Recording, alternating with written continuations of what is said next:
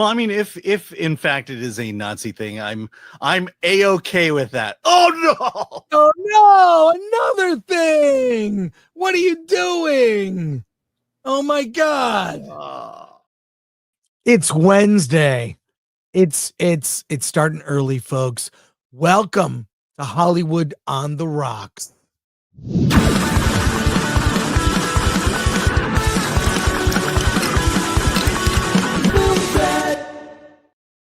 Let's get going. It's a big show today.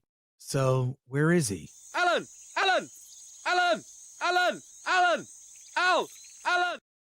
We've got, hey, what's Hey. going on, man? Hey, I'm excited for you to see a certain movie tonight. That's right. Okay, tonight I am seeing Wicked for Good, and Alan and I will do, my promise to you, an out of the theater reaction, which will be like a little 1 to 2 minute reaction that will post tonight on the channel. And then we'll get to our big review, probably talk spoilers on Friday for Wicked for Good. I mean, if you see the musical, I mean, you know how it ends. Yeah, I know how it ends. I've seen the musical. So there you go. Plus, my panel for AFM was recorded by Steve Gonzalez. Appreciate him. He recorded it. It's very good sound. I was so happy about it. I posted it this morning for people to watch because there was no Nerdrotic Nooner. Gary is still in Egypt tracking down all sorts of relics that he can plunder. So, but yeah, check out my AFM panel. It was a lot of fun. Alan, you were at something really interesting yesterday. Yes. Show us some pictures. He was telling before the stream started, you were telling me. Yeah, no, something I wanted to do for a long time, haven't been done. But we got invited to basically visit Cosm, which is a theatrical sporting venue in LA near the old Inglewood Forum where the Intuit Dome is. They essentially what Cosm is like ScreenX on steroids. The theater is it's kind of like the Alamo Drafthouse. You're sitting, there's bar seating, servers, things like that, and then you see a movie. What I saw last night was Willy Wonka and the Chocolate Factory. And like I said, it's like ScreenX on steroids, where the film is shot in front of you, and surrounding the film is the environment that the film takes place. For example, we're in Charlie's town. You see the town around him. Do you have pictures? I do. Here, let me pull this baby up. All right, so this is from my seat. Let's see if I can. That looks like kind of like the Sphere in Vegas, but different. It is like the Sphere. To be clear, you saw Willy Wonka and the Chocolate Factory, the whole movie, unedited, unchanged. The only thing different about it, so this might be, a different experience than the Sphere. Yeah, they call it shared reality. Right. So the movie doesn't change at all. Not edited, not, you're just in an environment that creates a whole experience. Right. Like you could see, like I said, I'm sorry. I just like you could see where I'm sitting. There's my fries down at the bottom corner there. Wait, that's your fries? Those are my fries. They're very mediocre. It's bar food. They're right. Smash burger is pretty good, but so I'm looking at it. This image is from an angle, because if I'm looking straight on, there's the movie and then all this imagery around it, and that's what Cosm is you show the movie and then they accompany it with atmosphere, and so obviously they're recreating the duck room, the golden goose room here, and it's 180. So you look forward, you can look to the left, to the right, you see everything. You can look up and it's the ceiling, and you look behind you and it's a little bit more until you get to the bar. They've done this before with The Matrix, and they showed us the trailer to it, and that's pretty incredible. The part where the green letters fall, Mhm. This entire room is filled with falling green letters, and to match what's going on here. Wow. When Charlie finds the golden ticket, fireworks go off around around the thing here. That's great. It's a pretty immersive experience. It's pretty pricey for a movie. It's $50 a person. Wow. Um, but you do get the food and you get this very immersive experience, better than ScreenX. That's all I can tell you. Yeah.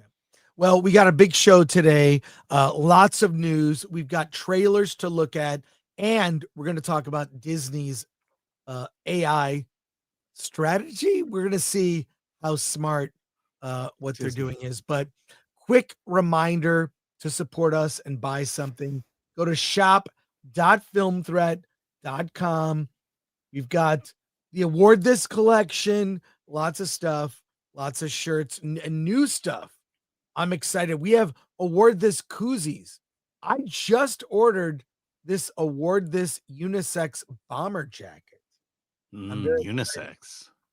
Yeah, it's unisex. Just that just means anyone can wear it.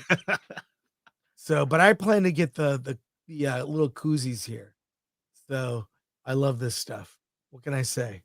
I support the Film Threat shop. So do us a favor and check something out from there. Let's see who's here today before we get started. Yeah, Regis Red. Regis Red became a YouTube member. Thank you. Lord Thoth, fist my bump. I know that reference. John Smith, hail Chris and Alan, hail Film Threat community.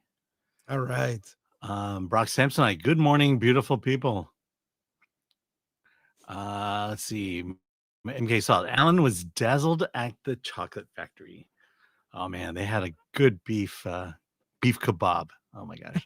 Andrew Cram gifted 5 Film Threat memberships. Thank you, Andrew. We appreciate that. If you're a member, check out the members only content. I have so much to post, so I'm behind, folks. I'll catch up this weekend. All right. Andrew Cram, member for 21 months. I am very excited to listen to your authentic takes on films and the future of the cinematic experience. Well, let's get right to it. Folks. You know what a fan I am of RRR. And the RRR director, S.S. Rajamouli, has a new movie. The title has been revealed. It's Varanasi. I'm sure I pronounced it wrong. Varanasi, there's a teaser trailer for it that is on X. And we're going to take a look at it. It's it's more about the imagery of what will be in this film. Mm-hmm. And it's from the newly launched Varanasi movie X account. Let's take a look at this trailer, Alan. It's 3 minutes. So here we go.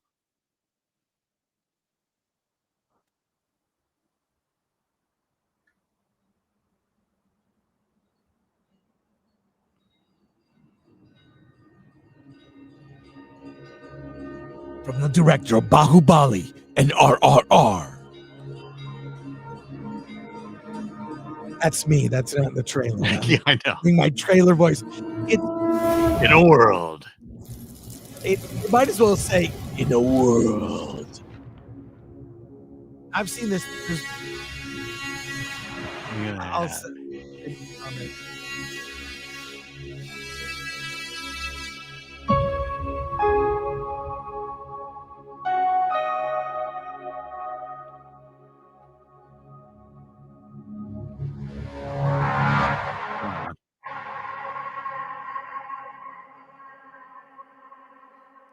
A lost ship.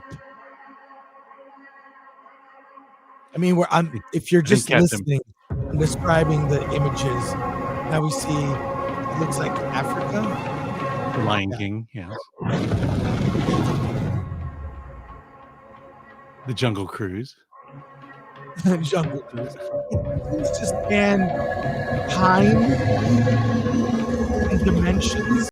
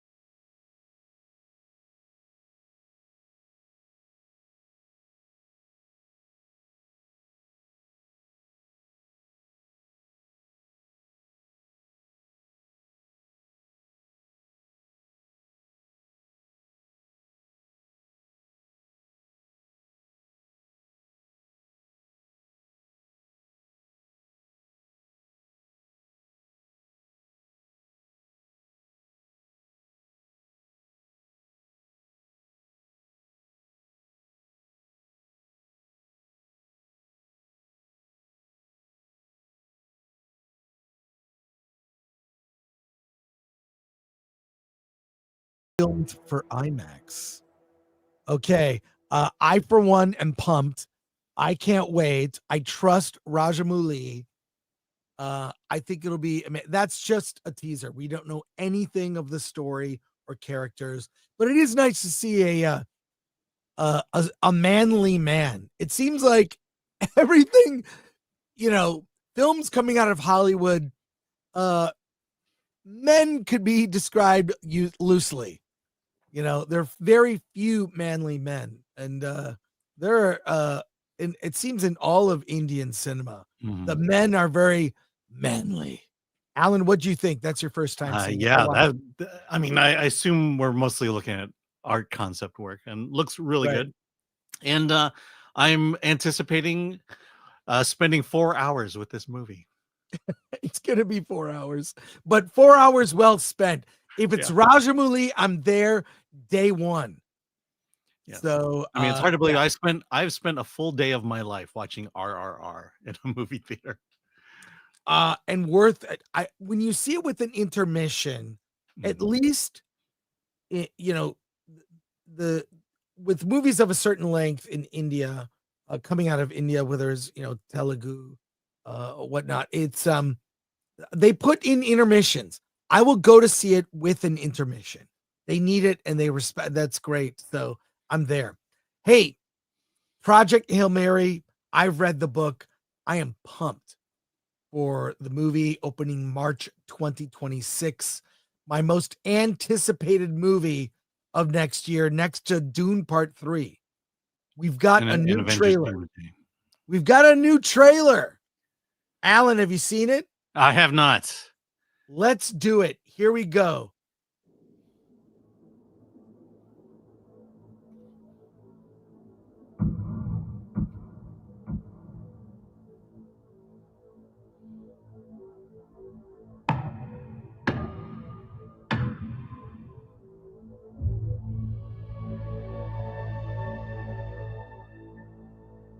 Is that me?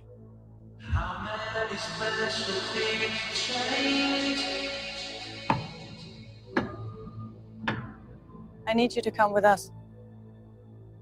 The sun is dying. You have a doctorate in molecular biology. And I ride a bike to work. And it's not for exercise. If we do nothing, everything on this planet will go extinct, including us.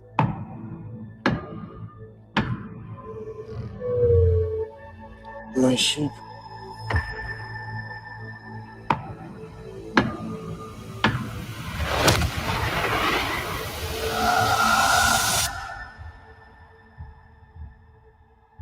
I'm Grace.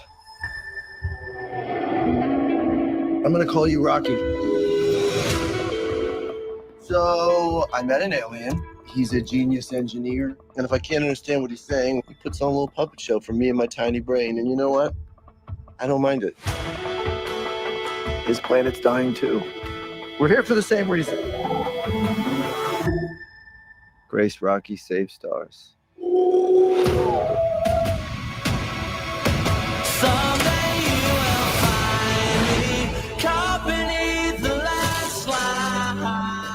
Am I expendable? It's almost like you don't care if I die. Hold on, you have to talk about it? The consensus here is that it would be preferable if you did not die. Thanks, guys. You're a great scientist, Dr. Grace. And a great human being. The world is counting on you. In a champagne supernova in the sky. In a champagne supernova.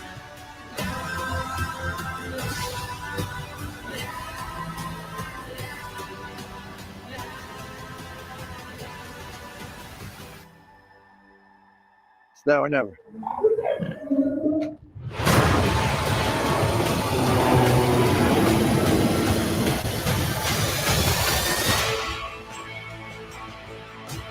How many special people change?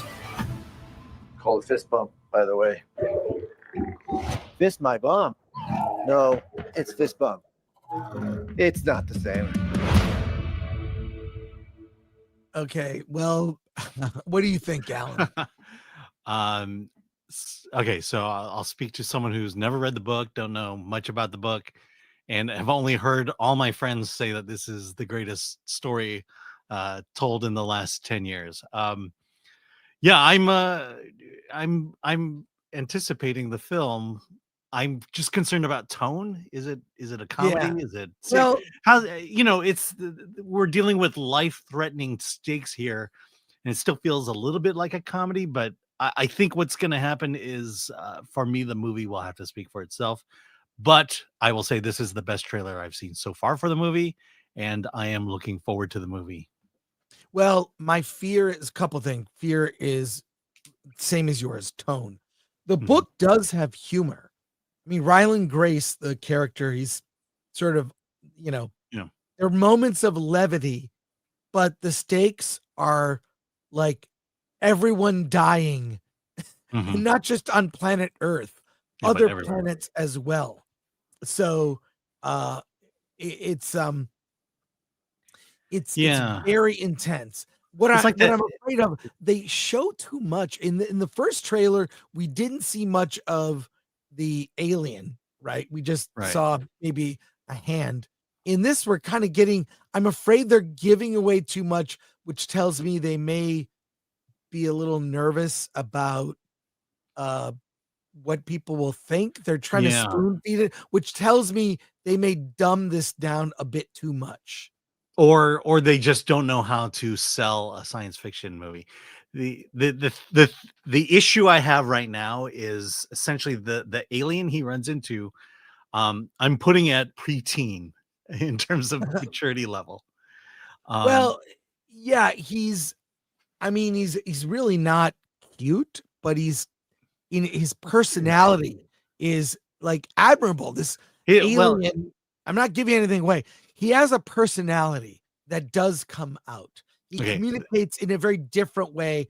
And there's a whole segment of the book where they just learn what certain what words correspond mhm, to what. So that and they spend they're right, not gonna spend a lot of time in the movie on this probably, but they figure out a way to communicate, and it's really brilliant mhm, in the in the book. novel.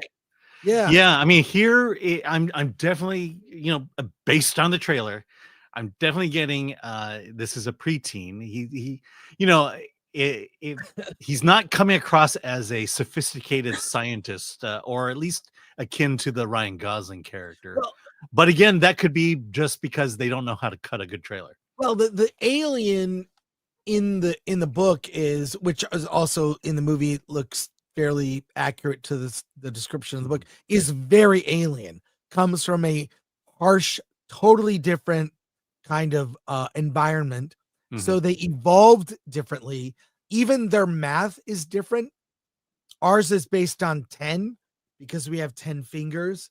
Yeah. Theirs is based on 6 because they have 6 appendages. So so it's great how much thought was put into like how intelligent species evolve. I don't think there's time in the movie unless it's like over 3 hours to get into that much detail. Yeah, that's what So I'm concerned about. How so I long is really it? wished they had kept it a secret and sort of mystery boxed it. Mhm. I'd rather. I mean, I remember if I recall correctly, did we even see ET in the trailers leading up to No. ET? No, we We didn't. never saw. Not a thing. Not a thing. So this is I'm nervous now. I'm Mhm. nervous, but I'll be there on day one. Oh, I will be there on day one. I can't wait. Well, we'll probably get to see it before day one, but Well, I hope. I I hope. hope. Hey, we're talking about AI on this show. We have a number of topics related to AI. And some concerning things are happening that may or may not be good for the industry. And let me share screen here with this article in Variety. Matthew McConaughey and Michael Caine have teamed with 11 labs for AI generated versions of their voices. Alan, you have the story in Variety. Tell me about it. Yes, well, McConaughey, who's been collaborating with 11 Labs since its 2022 founding, is also investing in the company.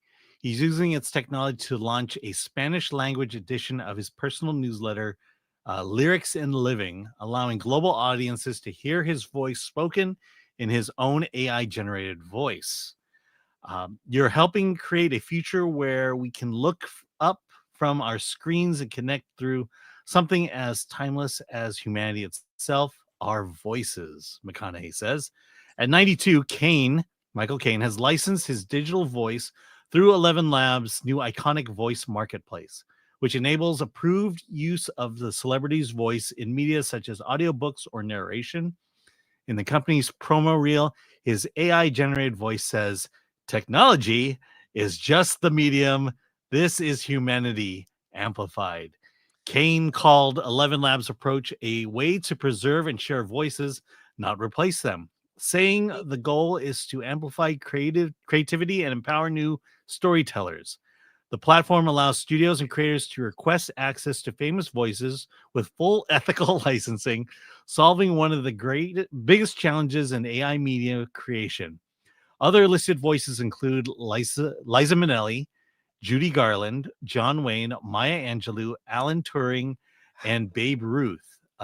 11 Labs co-founder Matt Staniszewski said in initiative shows how AI can responsibly expand opportunities for studios and talent. Well, let me just say this. Actors are busy, and there's a whole industry of voice actors that are sound-alikes for people like George Clooney. If there's a car ad where George Clooney lends his voice, it's not even George Clooney. And for example, our very good friend John Bailey, who is the announcer for our award show, Award This, he'll be there in January. He does Ryan Reynolds' voice, and if you see Detective Pikachu, he does a lot of that. He does a very good Ryan Reynolds. He's done it at the show. So this is going to put those actors out of work that were doing sound-alikes anyway. So I'm not sure how I feel about this. It's, again, big tech coming in and saying, nice industry you got there. Maybe we just want to take a little piece of it. We can make it more convenient and easy and put some people out of work and become rich ourselves. The more I see people use AI, the more I see there's like I've seen a couple of commercials where people are like talk to their AI. There's one with Pete Davidson. Who is going to do that? Who is actually going to have a conversation with your AI?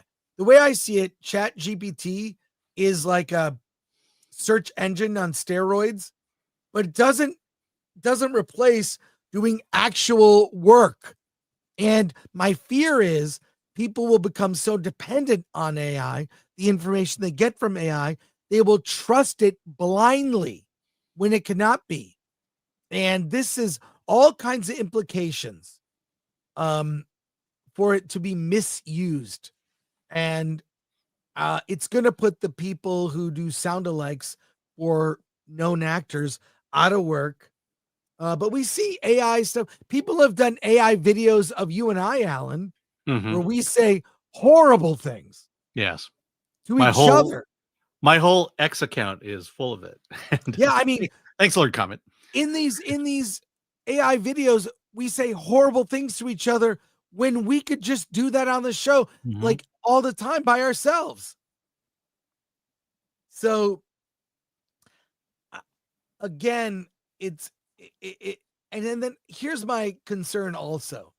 Obviously, Matthew McConaughey, Michael Caine, they are stars. They are stars. Michael Caine looking a little much older in this photo here. But Where are the new stars? Like, are we just gonna like time stopped? We have all these stars. We're not making new big stars that are iconic. I just mean, I'm very much first of all, how dare you say that about Cynthia Erivo? Here's the thing that the line in the article here. The platform allows studios and creators to request access to famous voices for full ethical licensing. That's right. You have to, if you're going to use their voices, you have to use it for the right purposes, for good. Because and I'm glad that that contract is there, because no one would ever steal someone's voice and use it for evil. And I'm sure Babe Ruth's family and Maya Angelou's family, they're going to use it for only good things. I mean, this is what they call the slippery slope. You know, once you Right. allow this to happen and call it ethical and call it art, now you've opened it up to that, and now you're going to open it up to the next step and the next step, and there's going to be a point where that next step you have no control over. You nor your heirs have control over it. Let's go to comments before we get to our main topic. And I want to highlight one here from Nerd Cookies. Me. My heart. It might be my favorite trailer ever. I love the trailer. I don't want to see any more. I don't want to see any more of the movie. And Nerd Cookies, I have a great video I want you to react to on Versus. I found a clip of Louis C.K. talking about Dune. It needs to be discussed. You should do something on your channel on that, but I want to see your reaction. Anyways, yeah. Press M to start for 2. Got my ticket for Award This. See you there. Hell yeah. Going to be a lot of fun. Drinks, gift bag. We will have a blast. Thanks, Press M. Right. Helios ending for 5. Canadian. AI is an incredible achievement for the engineers and an effing disaster for everybody else. Yeah, the people who create the tool will make a lot of money, but they have not thought about the consequences. It's funny because we do treat AI like we treated the nuclear bomb back in the days. It's the same ethical questions, weirdly enough. Lightning Sketch Productions for 5. Hey, if AI apocalypse happens in my lifetime, I'm 31. I don't know what I'll do. What I'll do other than shut the world out because I've had enough. Yeah, thanks, Lightning Sketch. There's cause for concern. Hey, you want to save this one for? Oh yeah, yeah. We'll save that. A couple more here. Yeah, Seed. Who decides what is ethical? Exactly. Yeah, because there'll come a point where no one decides what's ethical. Mark Clement, best sci-fi book I've read in the last 10 years. I would say the same. Uncle Remus, can't wait for this one. Looks great. All I've been doing is rereading sci-fi books I read when I was a kid. Yeah, weird how it's come to that. Yeah. Mike Angerhauser, if done correctly, very exciting and pulls at your heart along with comedic elements. Well, my understanding is that the alien creature is a puppet, fully a puppet. Like E.T. Yeah? Zoomius, Michael Caine, I can see, but McConaughey has several decades worth of acting ahead of him. I would agree. Oh. I would agree. Hey, it's time for our main topic. Disney is exploring AI so fans can make their own content. What? This is from NPR. Let's get into it, Alan, if you would. It says Right. DIY Disney. The company is exploring AI so fans can make content from Disney stories. What's this all about? Well, AI, according to Bob Iger, AI is going to give us the ability to provide users the ability for them to create user-generated content. Iger emphasized that nothing is official yet, but Disney is actively in talks with AI companies about building interactive features for subscribers. Even as Disney experiments, it is suing some AI companies over copyright issues. Iger said Disney plans to use AI in ways that expand fan engagement without allowing misuse of its characters or brands. He goes on to say, it's imperative for us to protect our IP with this new technology. Other platforms are also moving toward customizable participatory entertainment. At TechCrunch Disrupt, Netflix CTO Elizabeth Stone said the future of entertainment will be even more personalized, even more interactive, even more immersive. Netflix is testing features like letting viewers vote directly from their TV or iPhones during an upcoming Star Search reboot. Two major factors are driving this shift. Gen Z wants to participate, not just watch. Deloitte 2025 Digital Media Survey shows Gen Z prefers social media content over traditional television. They gravitate towards spaces that they can remix, comment, and co-create. Number two, Hollywood is warming up to licensing deals with AI. Disney and Netflix are both preparing for the future where fans don't just consume stories, they actively shape them. AI will play a central role, but companies are moving carefully to protect their IP while meeting audiences' demand for creative interactive experiences. Okay, well, a couple comments on this because I raised two kids who were obviously, they're gonna watch. If you have young kids, you're gonna encounter Disney. It happens. In fact, my kids really got a head start on being able to read by watching VHS videos of Disney sing-alongs, where the bouncing ball bounces on the words that help them recognize words and learn to read. But this idea of personalizing your content, that's not new. This is a new way to capitalize on it, which may or may not be good. Let me give you a couple of examples.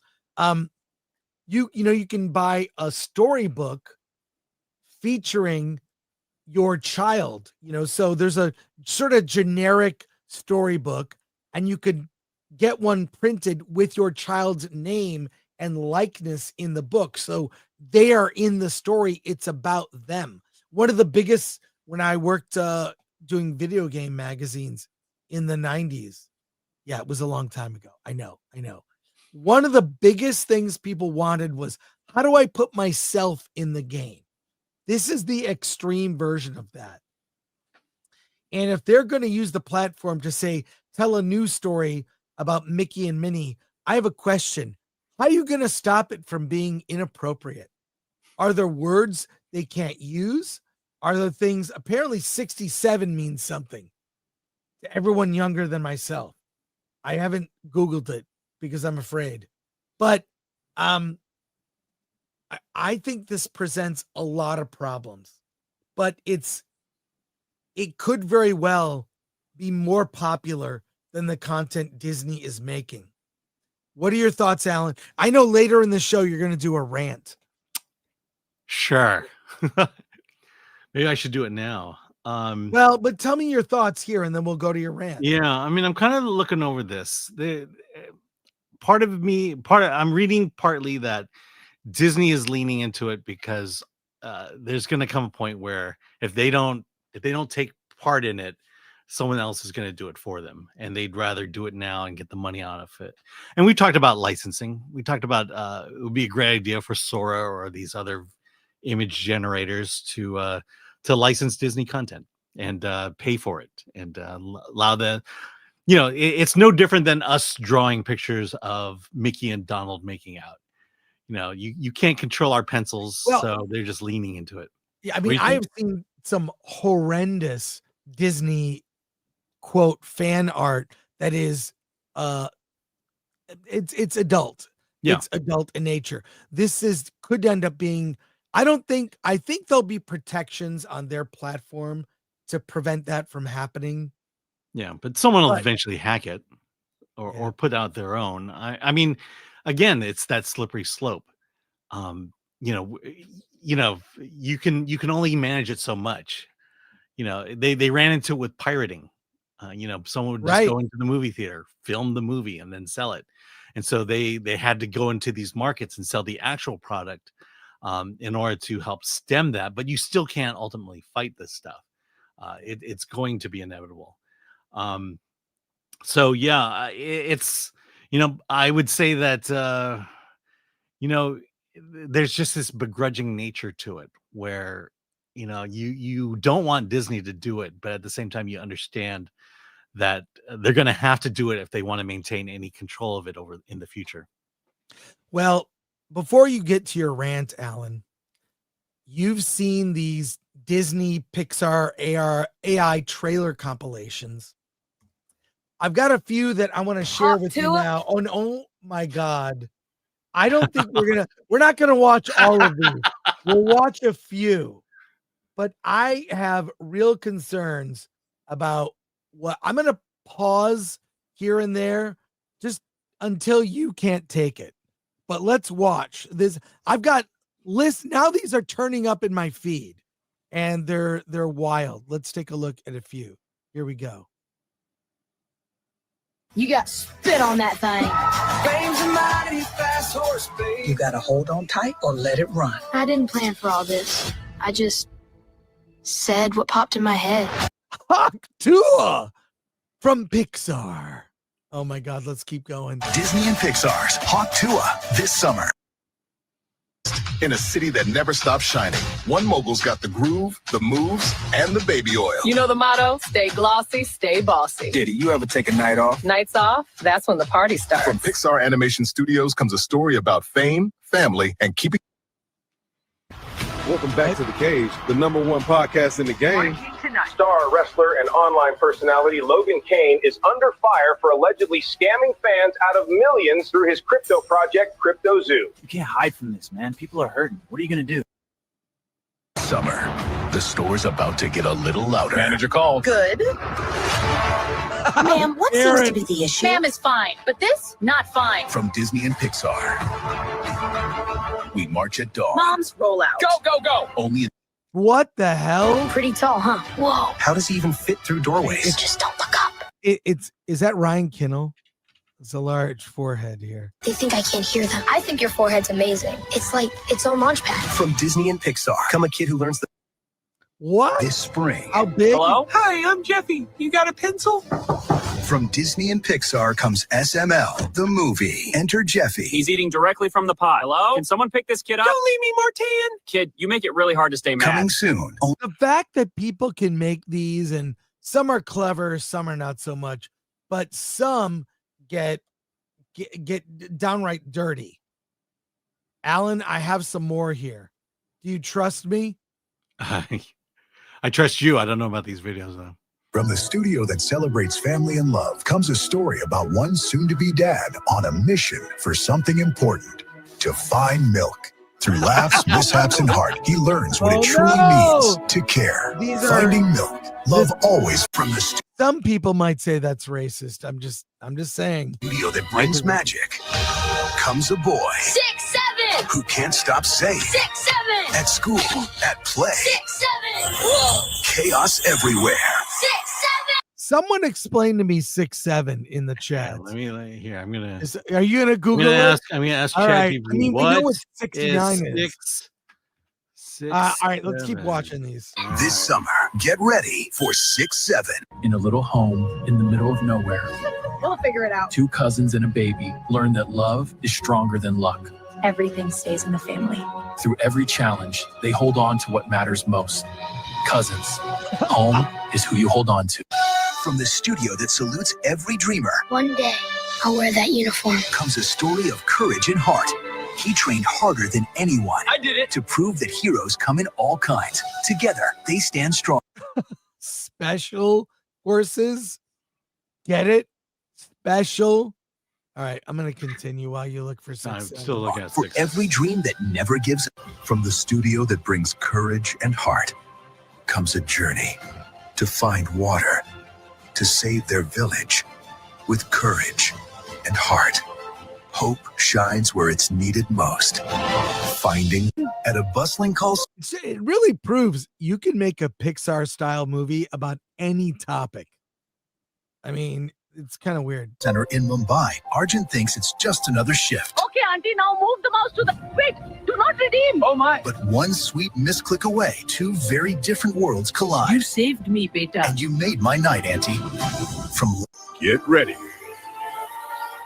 This summer, the biggest movie of the year. Diddy Party! Oh my God. From the creators of Unforgettable Adventures comes a story about discovery when the ordinary turns extraordinary. I was doing homework. And nothing is ever what it seems. This summer, get ready to log in to the adventure of a lifetime. No, we're not good at some of these I've seen have been downright like they've been borderline. Well, what'd you find about 67, Alan? 6'7". All I know is 6'7", folks. 6'7". What's it mean? Yeah. Just being, I mean, look, 6'7". Okay, I don't know what that means. I don't know what that folks. Dude. Okay. Alan, I know you have something to say. Sure. Disney could be in trouble from this. We don't know. But I know you're the biggest Disney expert and fan I know. And I know you're upset.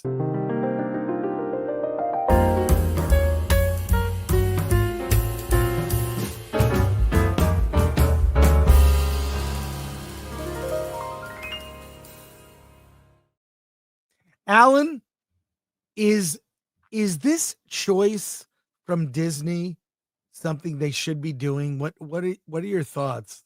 Yeah. Well, I mean, again, yeah, I was a massive Disney fan. I would say up until 10 years ago.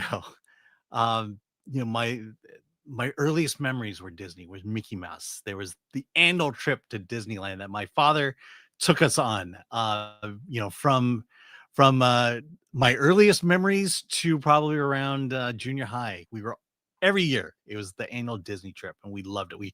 We couldn't sleep the night before. We prepped. We got the map. We carved out the path of what we were going to do. What ride next? What ride first? You know, and then the Renaissance came. You know, there was a little rough patch there, but the Renaissance came. Little Mermaid, Beauty and the Beast, Aladdin, Lion King. You know, it's just, I got my Disneyland pass, was a Disneyland pass holder for, I would say, well over 20 years. I collected collectibles. I made money selling collectibles. I massive Disney fan. And then things changed. 10 years ago, it was like, you know, these Disneyland annual passes, they're too expensive, and we're just not going enough to make it worth it. The movies were like, you know, not to say that every single movie, Homeward Bound, for example, every Disney movie wasn't the greatest. You know, you accept that and you feel disappointed, but it just began to be consistent, and then the message came along, and so on. And so now the reason I bring up all of this is because there was once a company that I loved. That company no longer exists. And rather than fix the problem of that company, rather than bringing new leadership in, bringing new creatives in who actually have a creative vision, to bring in storytellers who actually know how to tell stories, we're here now. We're here where Disney is taking its old IP, and you know, they're just throwing it out there to earn the next buck without ever going back to the foundation that made Disney great. We're just going to continue to pour slop on it, and AI is that continuation of slop. Look, if we can't tell good stories about Mickey and Donald, hey, let's let our fans do it. You know, we'll give them the AI tools to pull it together, because we are creatively bankrupt. And so therefore we're handing it over to you. Well done. You know, finally, we're going to answer the question, is Elsa gay? And who is her girlfriend going to be? AI, Bravo, we're bringing it in, and of course we need to see ourselves. So yeah, I want to see the Latino Prince Eric. I want to see the Black Snow White. I want to see the Asian Mulan. Sure, let's just start customizing everything. All this to say is maybe before you start tinkering around, playing with new technologies, why not fix the foundation before you do all this stuff? That's all I'm saying.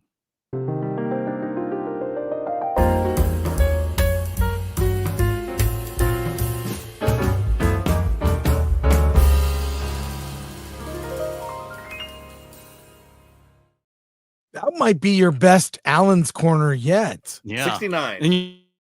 And you made me come up with it. What'd you say? 69. Sorry. 69 minutes ago. Hey, we have one more story to get to before we get to your comments and questions. And then we have Uwe Boll. That's right. Director Uwe Boll will be here live in less than 10 minutes. But we've got another story here. I mean, AI is really big in the news. And this is really this movie that we saw the trailer for. Good luck, have fun, don't die. How do they deal with AI in the movie? Well, director Gore Verbinski had some comments. I'm going to share the story here. Alan, you've got the notes. Tell me what he has to say. Yes. I mean, I think, yeah, I'm excited. The movie looks like a commentary on what's coming. Seems very ahead of the curve. How do they deal with AI in the film? Well, good luck, have fun, don't die centers on a bleak warning. AI has wiped out the future. Sam Rockwell's time traveler returns to the present to stop the apocalypse, and he's already failed 117 times. Director Gore Verbinski, returning after nearly a decade away, chose the project because its script felt urgently relevant. It's important that this movie come out now. It's the most timely movie I've ever made, says Verbinski. He calls the film's title a mantra of surviving the AI age. Good luck, have fun, don't die. Verbinski sees AI as inevitable but frightening. It's inescapable. It's coming. It's inevitable. It's terrifying. His biggest frustration, AI is being used to replace human creativity, not solve real problems. Instead of curing cancer or taking us to Mars, it's going after storytellers, illustrations, writing your songs for you. He argues that AI is targeting its art because it was trained on human behavior, consumption, engagement, and preference, our user profile. Verbinski warns that AI threatens the fundamental human need to create. Why is it taking away the human? Why is it taking away the things that make us most fundamentally human? We need to sit around a campfire and tell each other stories. He jokes that soon you'll be able to request The Godfather with talking frogs, and AI will instantly generate a high-quality movie, but at the cost of human expression. Verbinski predicts AI will eventually feed so much AI-generated content back into itself that things will become bizarre. It's starting to drink its own piss. It's going to get surreal really quick. He even jokes about wanting an old pre-AI encyclopedia because we used to know this shit.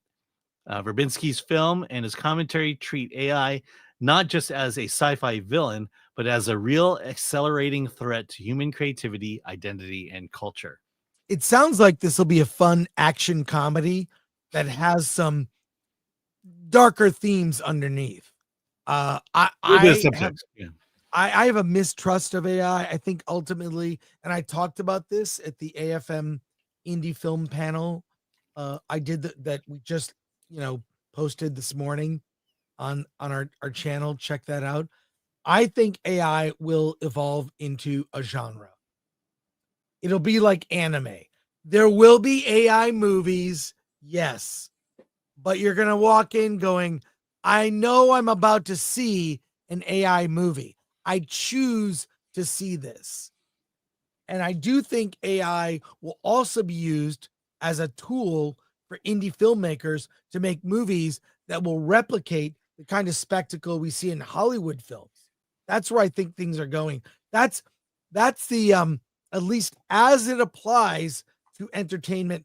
That's my personal thoughts, my idea about where things are going, because at the end, you want the real human experience. So many of the best scenes in movies that you have seen, some of the greatest moments in films that you love, were an accident. Like, I can point to so many, like that.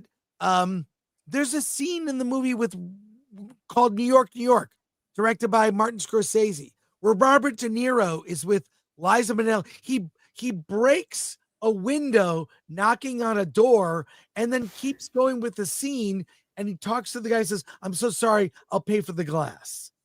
Like, mistakes happen, and they call them happy accidents for a reason. I don't think that's going away. I think that AI will be even more corporate and soulless than current Hollywood.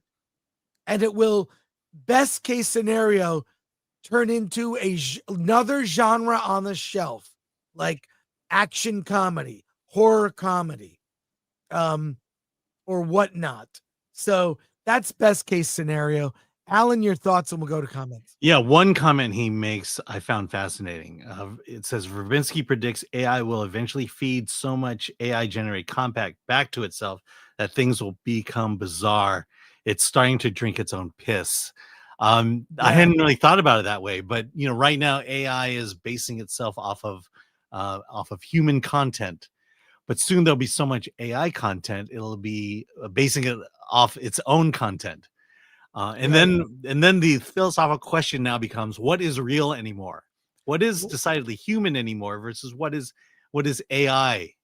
And this is the scary part of going down this road. What's weird is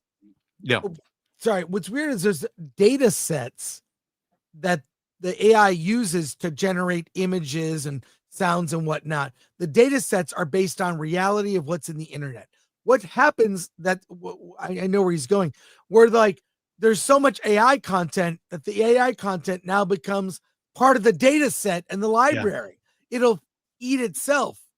Yeah. So the data set is no longer human. The data set is now partially human and partially AI. Exactly. And then the question becomes, how do you tell the difference? What is real and what is not real? The other comment I found fascinating also was maybe there needs to be a pre-AI encyclopedia. I would submit there needs to be a pre-Wikipedia encyclopedia. What is truth anymore? What is, we saw the movie Nuremberg, and it's like, okay, we're watching this true to life court trial, and then you realize, oh, they're bringing Trump analogies into this when Trump wasn't even born at that time, and now the question becomes, well, what's real? What is the actual facts of the Nuremberg trial versus your hangups about the current president of the United States? This is where we're headed, where truth is now being the truth is no longer truth, and to understand what is truth, or what is AI truth, is going to become more and more difficult over time, and this is where we get into true idiocracy territory. Well, what's not true? This. You talking to me? Then who the hell else are you talking to? You talking to me? Well, I assume you're talking to me. Let's go to comments before we talk to director Uwe Boll, and I'll be right back, Alan. Okay. Yeah, let's start from the top. Start from the top. Did you start from the top? Yeah, here we go. Yes. Helios ending for 5. Oh yeah, this is the original comment. Anyone training AI is digging their own graves. Also, if Disney replaces artists with AI, what's to keep me, the viewer, from replacing Disney with AI? Exactly. Again, the slippery slope. Sons and Shadows for 2, celebrating Stargate's return. Yeah. Here we go. John Orchard for 20. Thank you for that. Iger translation. You come You come to our platform and create what you want through AI. We get a cut of the rights and copyrights. Think of America's Got Talent only for movies. Oh, and you guys are really entertaining. Well, thank you for that. And very insightful. Here we go. Andrew Cram for 10. That was terrible. Something was terrible. Now I don't know what you're talking about. Pilgrim Media for 2. It means so or ambiguous. Again, that I think that's where you get into that idiocracy territory, where we're believing the AI as truth as opposed to truth. Changer of Ways for 5. World's smallest violin for self-important artists that have been making derivative slop for years. Only the derivative artists are in danger. Good. Well, the Changer of Ways, yeah, like a lot of current day Hollywood movies feel like we've said this before, they feel like AI because they're using the previous films in the series as reference to make a film, like the movie Alien Romulus. It's not AI, but it might as well have been because it's a greatest hits from the Alien films. So yeah, the data set is from the originals, and instead of AI doing it, it's a human, but soon it'll be AI. Okay. Pilgrim Media for 2. I use AI to break into an old iMac for Linux. Yeah, I mean, it has its place. I mean, I use it to figure out how to fix things, and for the most part, it works. It's helped my garden immensely. Pilgrim Media for 2. Reality will be stuck in a real-world boot loop. Yep. And Helios Ending also says, AI has made me a supporter of gatekeeping. Yeah. President Start. Alan, we need a Pixar-style film threat movie. Well, we'll get AI to make it. It could happen. Hey, folks. Uwe Boll is a legendary filmmaker. He has a reputation of speaking his mind and giving no fucks. Let's be honest. He's a couple films that are upcoming, and I think he was recently at AFM. I was there, and I'm pretty sure he was there because I saw some critics with the black eyes. So I got to ask him about that. Let's welcome to the show, Uwe Boll.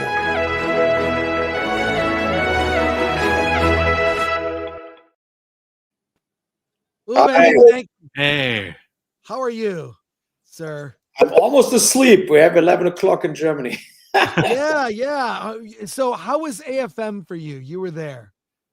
I mean, it was good. I think the location was very good. It worked out well with the AMC theater directly around the block, and I like that. We showed Citizen Vigilante screening with Armie Hammer, like a very hard, let's say the harder John Wick Equalizer version, very brutal. I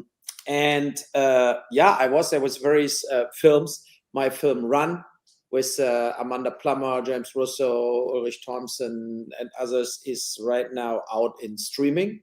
So you have it on Apple and whatever, Amazon, I think 10 different Fandango right now. So hopefully you guys checking it out. I think it's a good movie, and it's about an action drama about the migration crisis in Europe, where there are boat people coming in always, and in a way we show, I think, all sides to it.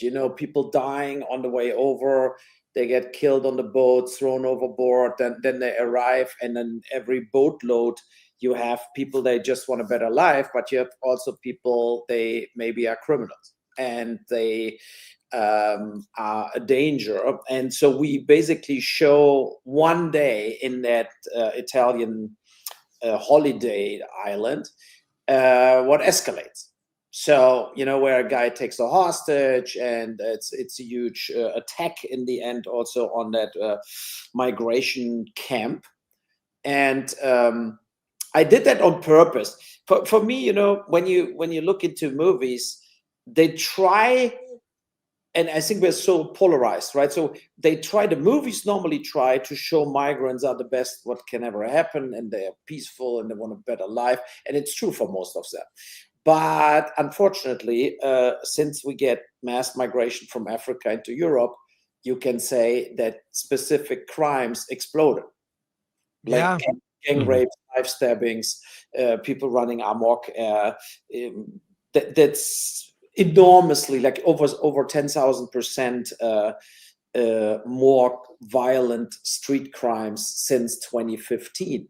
So, and of course, in Europe, nobody would ever make a movie like what I did, where I show the situation as a lose-lose situation. You know, they are like, that's the reason the German TV didn't board it. It's like, they're like, oh, you cannot do that, you cannot do that. And I said, yeah, but that's the facts. I show the facts. I mean, sorry, but if you let more and more people in from a totally different culture, where violence is basically the daily routine, and where also women don't mean anything, you know, so, and now they're seeing women in miniskirts, they grab them and rape them. So, I mean, it's crazy, but that's the fact. And so, you know, and I feel like it was time to do a film, a feature, and not a documentary, putting that in front of everybody. Yeah, it's a hot topic. I see a lot of people on YouTube reporting about this. We don't get anything in the mainstream media. It's all the everything is perfect, can do no wrong. But you look at reality, look at crime stats. I hear in Germany it's out of control. It's a real issue. In certain parts of Germany, women can't really just go out and walk alone. It's a problem. So I have the trailer for Run queued up if you'd like to show it, and we'll talk about it. Totally. Yeah, let's watch the trailer together here. Here we go. Tourist? No. American? American. Ciao.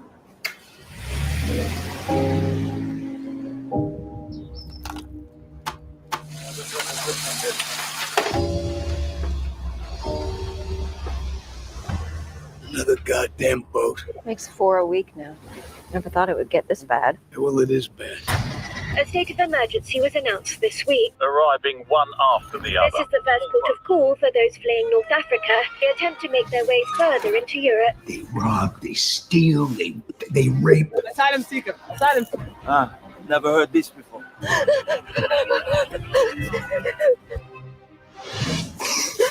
It's okay.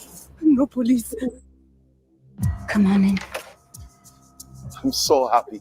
I'm safe. I can pick you up in 1 hour when my shift is over. How long you were on the boat for?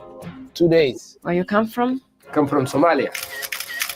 You need to get a little bit more involved in your work, I think. I take care of here. I cannot take care of the water. Selena, we have to go. They are here. Immigration. Go to the storage. You are illegal. You have to take your life in your own hands. Okay, do you have ID? Slow down. Come with me. I have 200 euro. Just take it. Do you know what this is? It's called a bribe. This is criminal. Doesn't anybody care about this town? It's going to hell. I want friends. Please leave him alone. Please put down the knife. Everybody saw what happened. I was just trying to save the boy. This is out of my hands. Am I under arrest? She killed the guy from behind. I want my daughter back. You got till 9 o'clock. I think it's going to get worse and worse and worse and worse. I did not bring the boat here. This is not me that did this.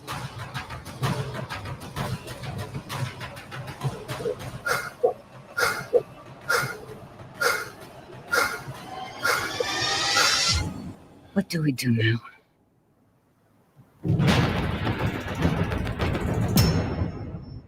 Damn, Uwe, I did not expect that. And you got the Academy Award nominee, the I don't know his name, the I am the captain now guy.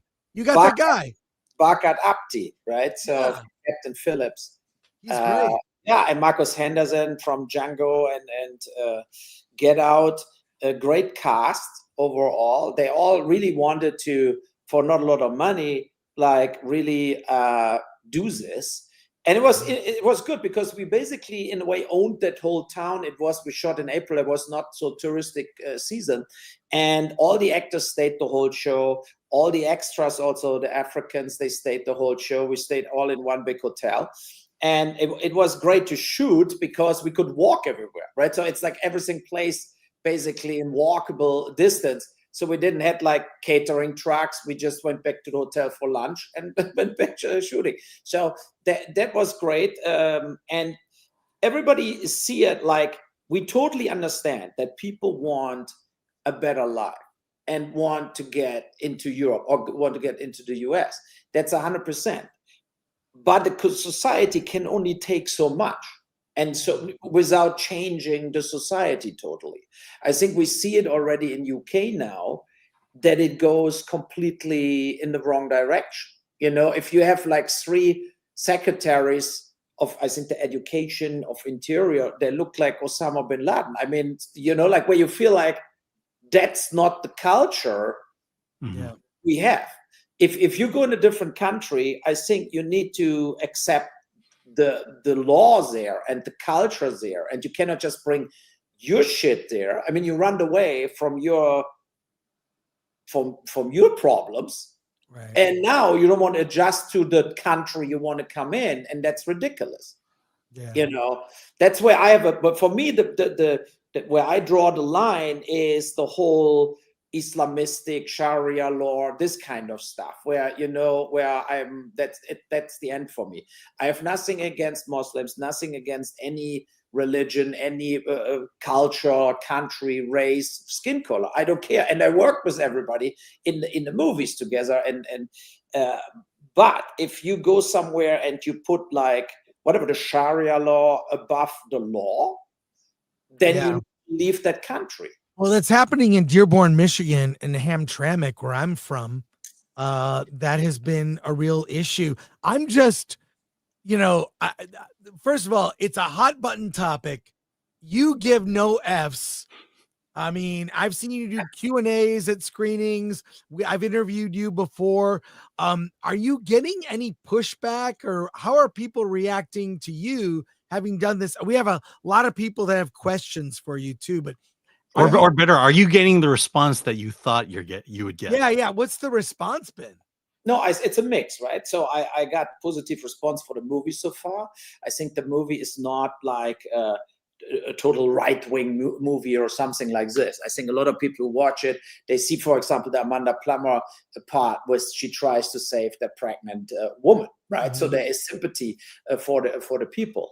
On the political level, I'm very outspoken that, as I just said, what I said, that is where I think in Germany, the Green Party, Left Party, are more or less in the government here for a long time. And I think they have like, you know, they're living in a balloony world. They don't see the reality, what's going on. You know, a friend of mine, a woman, she's Jewish, and she lives in Berlin, and she got knocked out in a bus last week because the people saw her like the thing, the Jewish star, right? So on a chain, and then the Syrian guy just hit her straight in the face. So, and I mean, there are two things to it, right? How can you do it to a woman? I mean, where's your honor as a man and stuff like this? You know, I think that's absolutely insane. But all of this stuff has no consequences.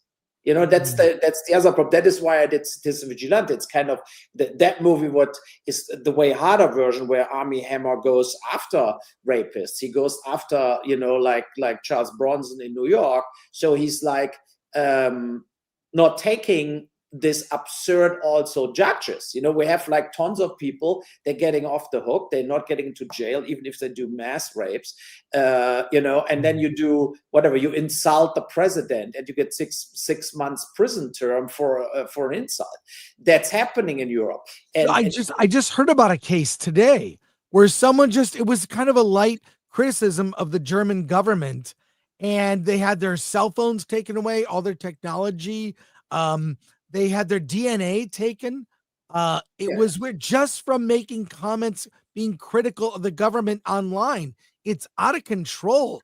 And the fact that the mainstream media, like in the US and overseas too, in Germany, it's kind of covers it up.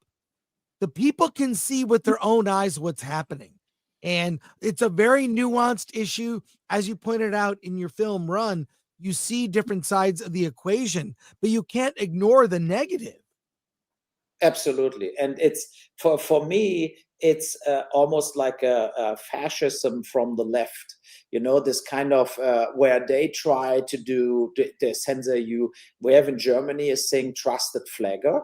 That means like people are trusted by the government who can flag you.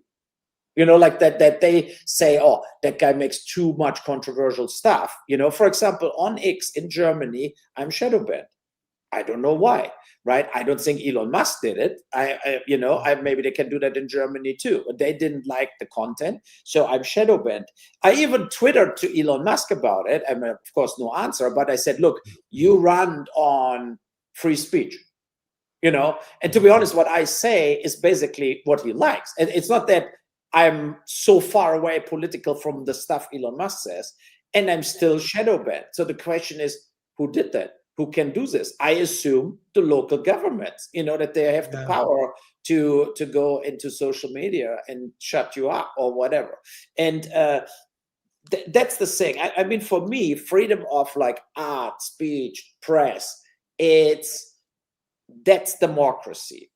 And you have to hold to this, and you have to also accept people. They have the totally different opinion, and people, they say you're a fucking scumbag. I got insulted all my career, but I would never thinking that I should file a lawsuit against somebody who insults me. That's childish, So, and I feel that's not the way to handle it. And I mean that's it's a big topic, but that's why I did the movie. I'm kind of I was tired to do or to watch a lot of movies. I think it's like redundant now where we have that invasion of films coming through the streaming. Like on Netflix, a lot of times I'm on Netflix and I just cannot find anything what I really want to watch. You go and go and go and you think, oh no, and then you watch that 30 seconds trailer and you think, I watched this show 100 times with other actors. Right. I want it. And like original stuff. Run is a real original movie, where you have a realistic scenario, you have great actors, and for example, Netflix passed on it already. They don't want to buy it. Amazon passed on it; they don't want to buy it, and I think because they don't want to be politically incorrect, and and that's kind of the opposite to what should happen. And we have so many. I'm sure you guys also have so many discussions about. A movie like Apocalypse Now, The Deer Hunter, all this stuff would never be shot again. Yeah, maybe with Netflix, you needed to add more positive gay characters. You need a lot more gay, Uwe. Yeah, because the algorithm tells them so. Yeah, so we have a lot of questions in our chat. A lot of people want to comment. Actually, I just wanted to ask a follow-up question, but are you running into the same issue having Armie Hammer in your next movie as you are? Or with this, because I think he's still somewhat canceled here in the United States. Yeah, but look, I saw him at Bill Maher at the talk show Club Random, and then he explained this whole situation, right? But basically that he betrayed his wife. He had like kinky sex, like bondage sex, whatever. He took drugs. He was off the charts, but he didn't do any crime. Mm-hmm. And basically they canceled him because there was a moral cancellation, like, oh, he's a fucking, like, whatever, But the reality is, when you look at deeper, I think he got very early married, very early kids, and then he turned to a big superstar, and he looks like a superstar, and he's a very good actor. So he never had his party time. And then he went out and betrayed the wife and took the drugs and did the whole movie star thing. And then they got all jealous on each other and started killing him in the internet. Yeah. Well, honestly, everything you described Armie Hammer did was like a typical day in Berlin.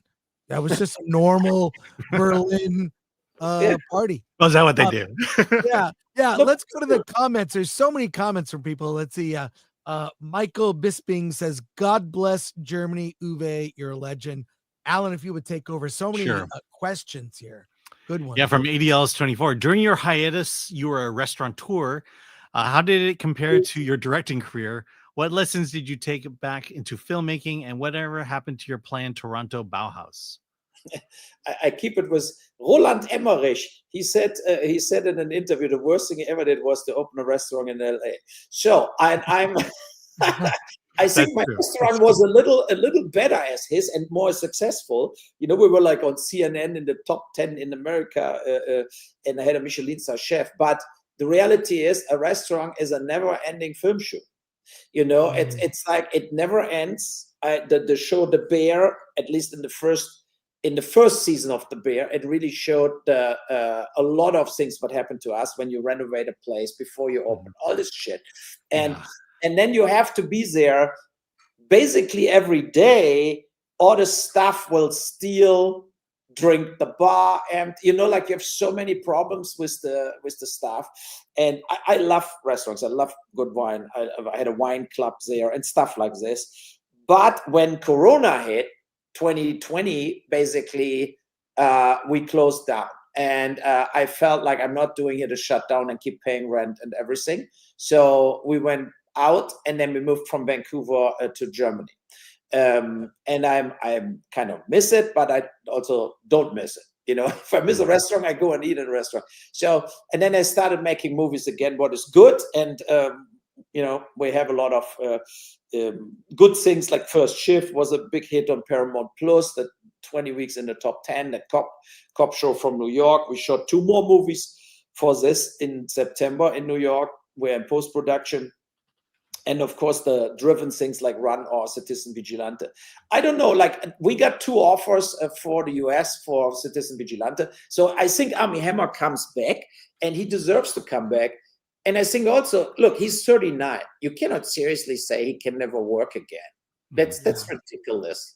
I mean, you know, he was not like Harvey Weinstein or something. It was the time where everybody got canceled for nothing. Yeah. So many comments here. Here we go. Get to as many as we can.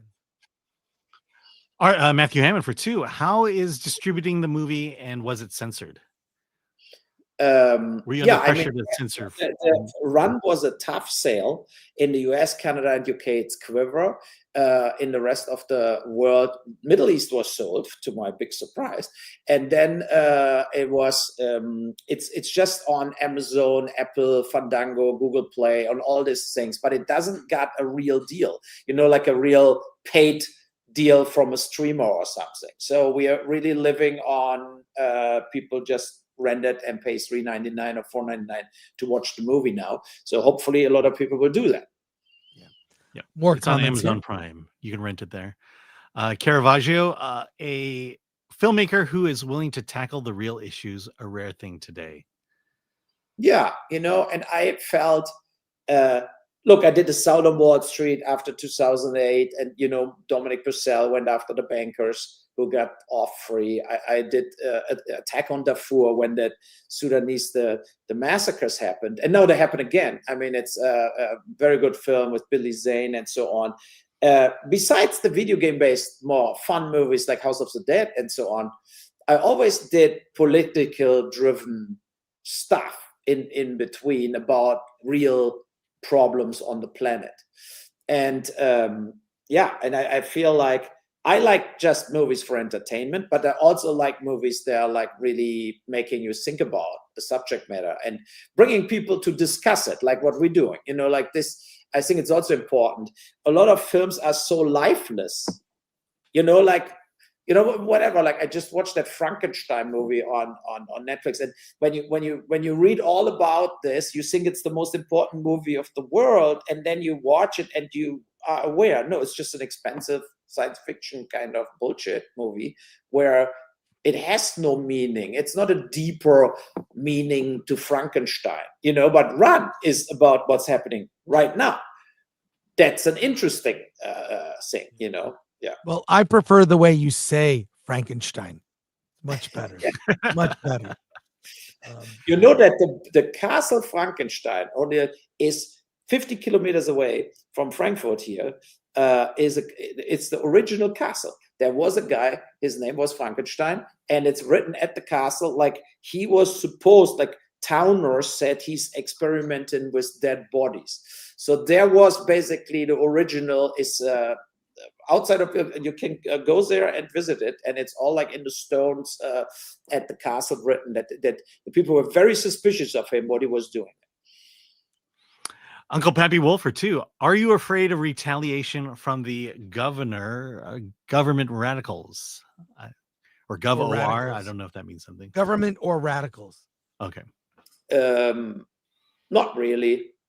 You know, I mean, if I would be afraid, I would maybe never made a film. So, you know, it's kind of like, I don't think you should be afraid of something you put out there where you feel that's a good and important film, and then you stick with it, you know. So, I mean, I got hate mail since I make movies, and threats and all kinds of stuff. And it is what it is. You have to live with it.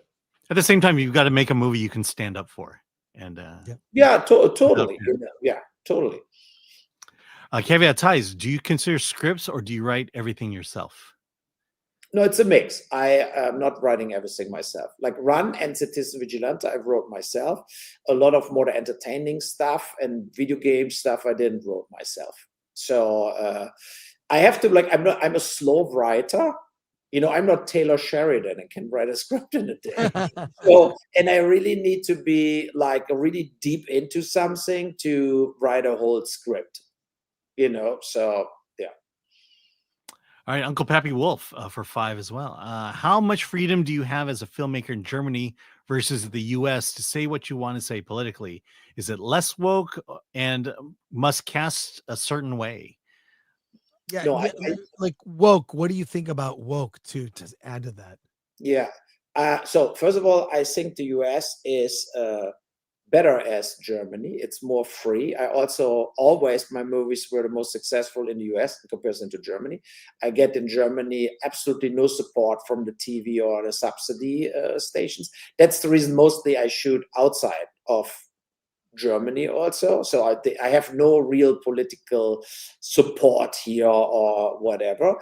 In the US, I think I have, I think that the overall idea of like freedom of speech is in the US way bigger as in Europe. It's less censored. But when it comes to movie producing, as you said, I think the US, like decision makers in the studios or in the streamers, they are very left and woke, most of them. You know, they're very, as you said, with the LGBTQ and all that stuff. And then the unions are horrible in the US. For independent filmmakers, it's just horrible. You know, it's just, since Alec Baldwin had that the thing on set where he shot by accident the camera woman, you cannot shoot a blank anymore without having like 100 security meetings and stuff, you know, like, I mean, it's just insane. And that's a big problem, I think, in the US, is this over regulations of everything, you know, and they try to, even film crews, a lot of them, it's like, let's try to get a meal penalty, you know, oh, I'm in overtime, you know, like stuff like this.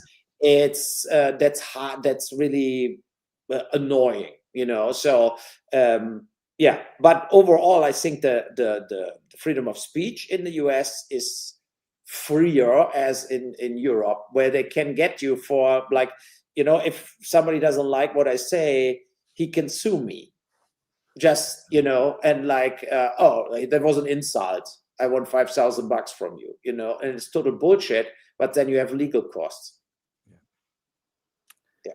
All right, caveat ties. How do you go about finding your crew, and do you have your own people? You've been at it for a while. Yeah, I mean, look, I use in Europe, my camera crew is always the same, you can say. Like, also when I shot in New York, I brought 5 guys from Germany.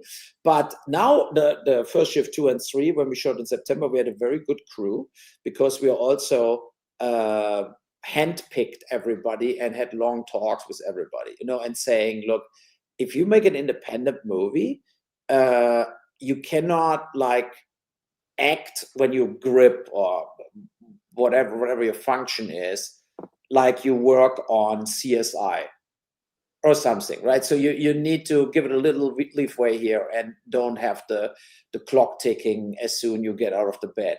So, and I'm very happy because we got a lot of people, they more from the independent film world, joined forces with us. And so it worked this time very well in New York, I have to say. So, yeah, but I tried to work, like, for example, in post-production, Easton Manikis, the editor from Robert Rodriguez, who did Sin City, From Dusk to Dawn, and all that stuff. He cut it with Citizen Vigilante, Run, and also First Shift. So I love working with him, you know, because he has also this kind of, he's used to do more action-orientated, dramatic stuff. And I mean, you saw the trailer. It's good editing. You know, he's really good. All right. ADLS, with a history in adapting video games into film, now that major studios are attempting to adapt games, have you seen any that you enjoy? And is there one property you wish you had gotten to adapt? Of course. Grand Theft Auto. Oh, wow. That would have been great. Yeah. That would be great. I hoped after I did Postal that they would give me a shot, you know, because I know that the Grand Theft Auto guys would love Postal. And in a way, it's a little similar. Like this kind of violence, you know, the cynicism, humor in it. That was like my dream to do. At one point I had Baldur's Gate also and couldn't make the movie. And I had, at that point where I shot with Jason Statham, he wanted to do Hitman. And they didn't give me the rights. And then they did Hitman with that, was it Timothy Olyphant, right? I think played Hitman. I think Jason Statham would be the better Hitman. So, you know, but I'm happy with, in a way, I was kind of the front runner because I did like House of Dead, Alone in the Dark, Blood Rain, Far Cry, a lot of movies in a short-term period. And now when I heard they wanted to do the new House of the Dead, they want to do a new one, I called all the cast from my House of the Dead and they all want to come back. And I said, let's do 23 years later, Return to Zombie Island. You know, like a homage to the old one. And and being a stinker with real effects, with real blood effects, against this $50 million CGI orgies they will do with the Paul Anderson from Resident Evil. You know, so I'm looking forward to get that movie made, basically. What the movie with Armie Hammer, Vigilante, was that originally called The Dark Knight? Yeah. Was there an issue with that with DC? Yeah. Did you change the name based on that, or? Yeah, because Warner Brothers threatened to sue me. Yeah, I got a nice letter.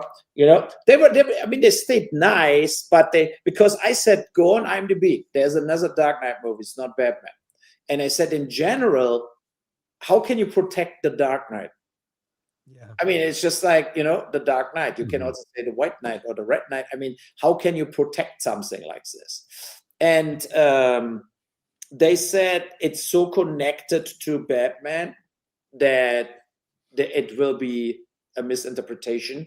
And if they don't want to, they said, we don't want to make you problems, but we will make you problems if you don't change the title. So I changed the title and I don't want that stress. You know, you print the photos, you finish the movie, you put Dark Knight on, and in the very end you have to redo it. Then it was better to find a different title. Yeah. Uwe, thank you so much for being here on the show today. Run is out now. You can find it on Amazon, on VOD. I think it's amazing that you've delved into that topic. I hope other filmmakers are encouraged. You know, no topic like that is off limits. It looks like a fun action movie that's got layers to it, and I'm really impressed. Come back when your next movie comes out. Really just always enjoy having you on the show. Yes, I come back with Armie Hammer. So yes, come back with Armie Hammer. Hit me up. We would love to have him on. We'll have Army Hammer on. We'll do it. Absolutely. Love it. All right, Uwe, have Thanks a so great rest much. of your night. Take Yeah. care. Good Bye night. now. Bye. Bye-bye.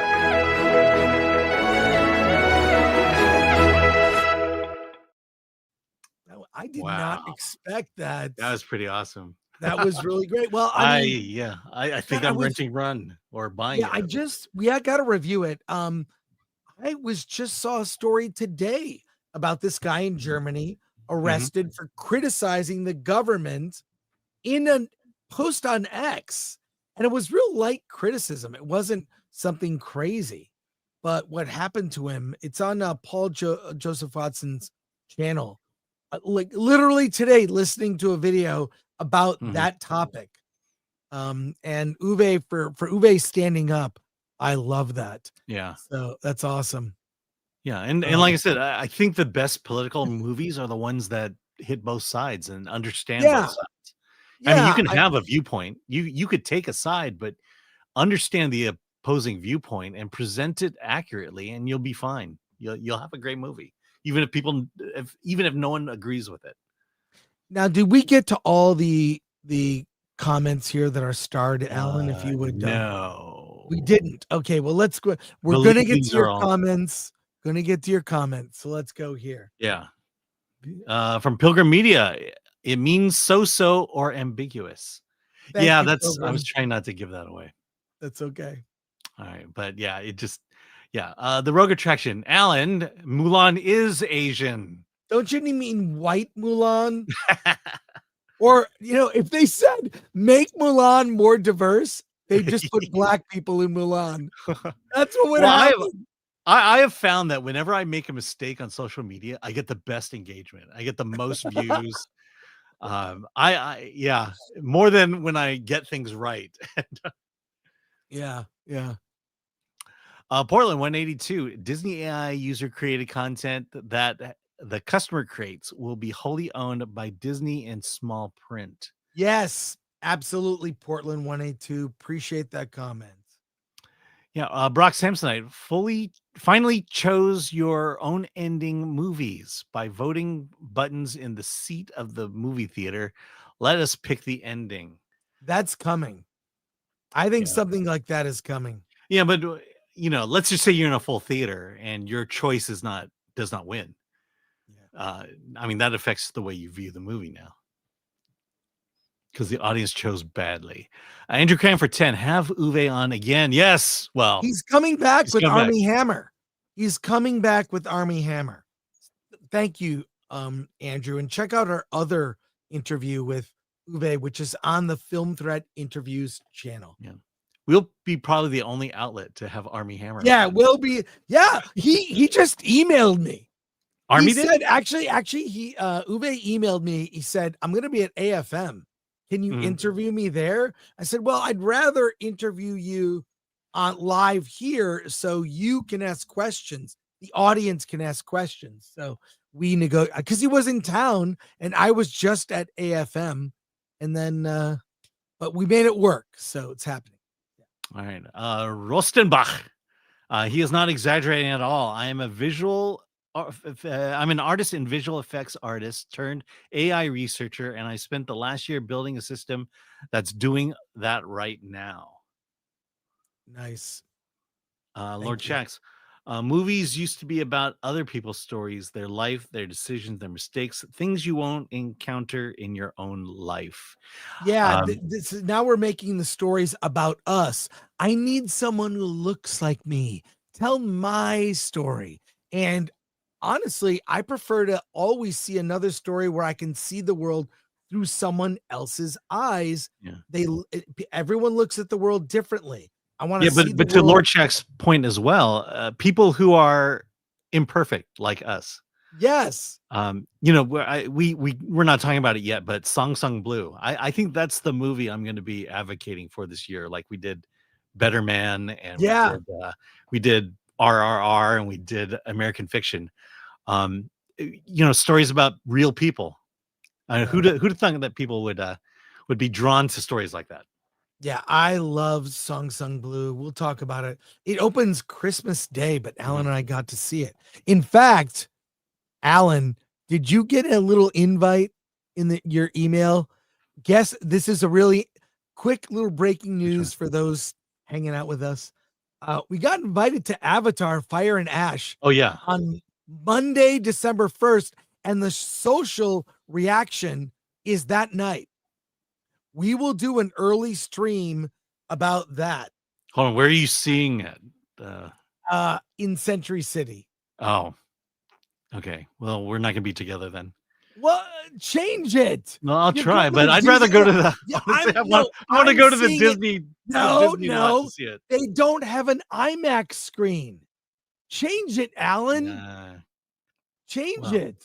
Okay, I'll see what I can do. See if you can change it. Besides, they have better restaurants there. There's nothing to do on the Disney lot. Trying to eat, and it's too far for you. You With can't Disney? make it.